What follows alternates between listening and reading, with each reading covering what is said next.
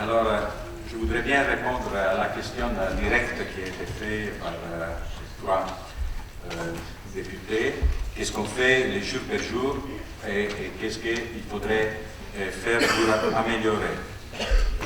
Les jours par jour, j'ai essayé justement dans ma introduction de souligner comment on travaillait. Nous, on a un monitoring, un contrôle, une vérification quotidienne de ce qui se passe dans tout notre système. Et chaque fois qu'on a quelques warnings, quelques alertes, quelques alarmes sur lesquelles on peut imaginer que là derrière il y a un problème, nous faisons deux types d'interventions. La première, une intervention directe pour voir si le problème est réel et donc est simple, on peut le résoudre immédiatement.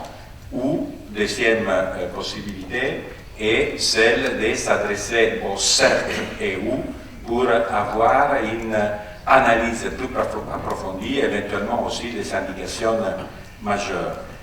Vous avez entendu le rapport de M. Zampaglione qui parlait justement de certaines propositions, critères et méthodes. Eh bien, quand je parlais des méthodes standards appliquées dans la DGIT, que ce sont exactement cela, que probablement il faudra améliorer, mais c'est dans cette ligne-là. Pour les autres questions, il y a eu une question directe sur Belgacom.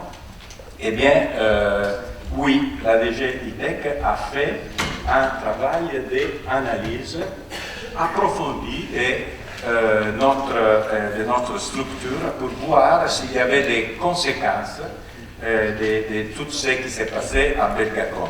Eh bien, je peux affirmer ici qu'après une analyse très large et approfondie, il n'a pas été détecté aucun problème, aucun malware qui a affecté le système du Parlement européen.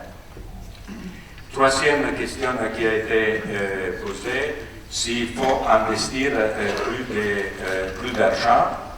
Bon, moi, je ne pense pas qu'il faut faire des grands pas en avant trop loin dans ce type d'investissement. Je peux dire aussi que le niveau de nos experts est très élevé sur la base des spécialités internationales. Certainement, plus d'investissement peut aider, mais à mon avis, ce n'est pas le point central. Le point central, et donc c'est mon point de vue et ma suggestion, après c'est à la Commission de voir s'il la prendre, et d'insister beaucoup sur les points centraux que j'ai dit dans mon intervention initiale. Ce qu'il faut faire est renforcer la collaboration interinstitutionnelle en allant plus loin de l'échange d'informations. Il faudrait trouver des actions concrètes, d'actions qui soient une action commune. Par exemple, ce n'est pas suffisant, mais certainement peut réduire énormément l'impact des actions mauvaises extérieures, c'est celui de construire une structure commune avec un cloud commun dans lequel on pourrait mettre toute une série de structures et cela serait une défense préventive et pas successive. Thank you. Now I'm switching